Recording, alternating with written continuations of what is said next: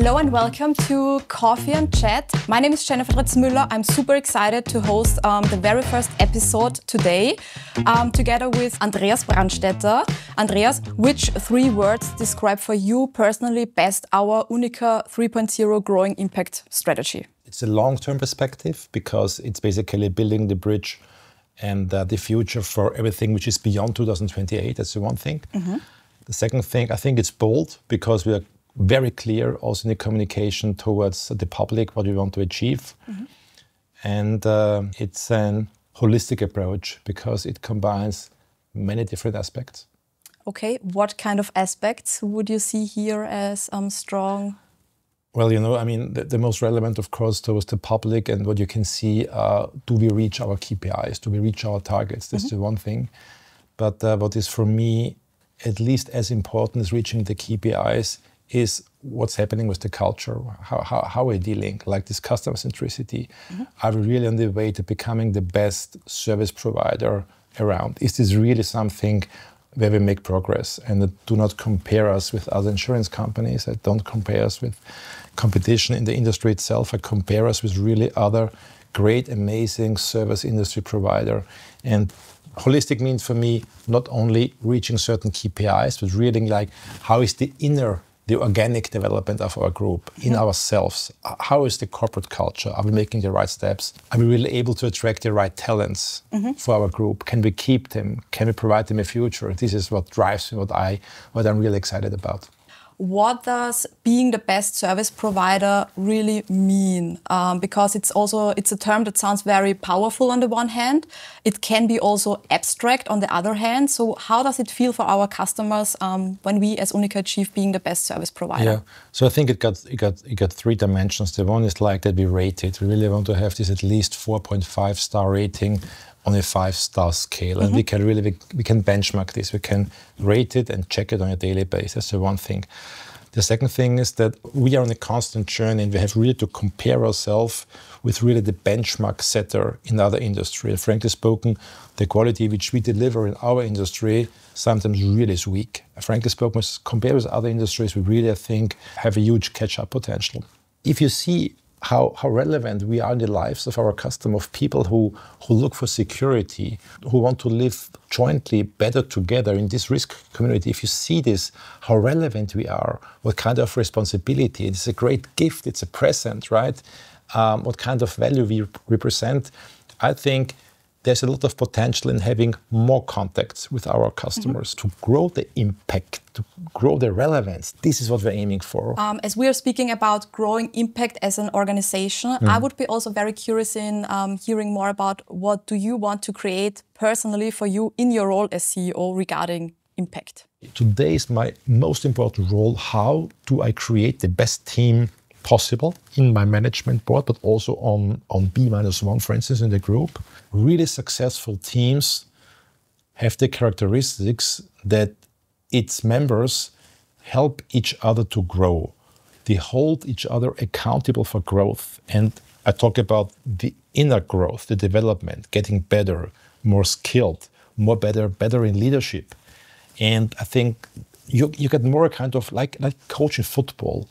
You step yourself a little bit to the back. You have some great players out there, but you are more the orchestrator in the back, basically, who help that each member of the team reach a better performance, that they play better together, that always the personal I, the me, is lower and not as high as the we, because the we is much more important. The team is much more important than the individual performance. What would we experience in 2028 being different to today? And what maybe also needs to be the same or even stronger? In 2028, we will have achieved all our financial targets. This is something which is super relevant for me and for the whole team, and we will achieve it. I'm 100% convinced because I trust into our company, I trust into our colleagues, I know what we're able to achieve. That's the one thing. The second thing, we only will be able to achieve this if we really make progress on the customer centricity side.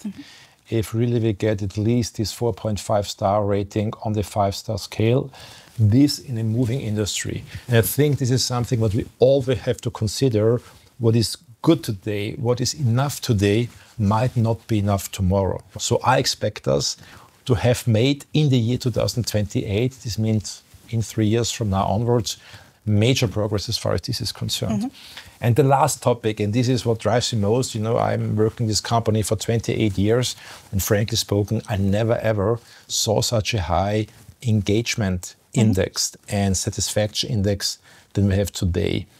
This is something where I think in 2028, in 3 years from now on, I want to have also here a 4.5 star rating. This is what makes me happy in my heart. What's, in your opinion, our biggest risk when it comes to turning our strategy into real progress? If I would have to choose one, it's really the potential and foreseeable negative impact from NatCat, from natural catastrophes, because we found ourselves in a continent, in the middle of a continent, which warming is twice as quick as in the rest of the world.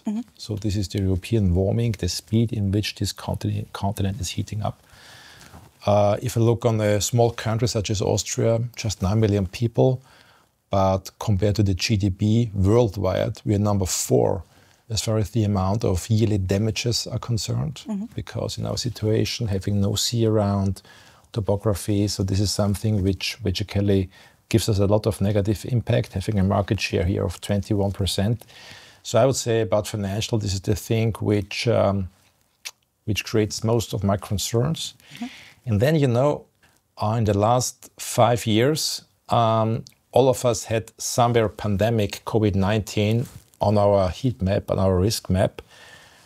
But then, before it materialized, and when it even materialized, it took us some time to digest, to understand that it's now reality. What I want to say is we have to be more alert and not using our thinking from the past to bring it forward, and not basically assuming that all our mechanism, all our learnings, what we had in the past, is also functioning in the future. We have to be super alert, and now I think about cyber, I think about blackouts.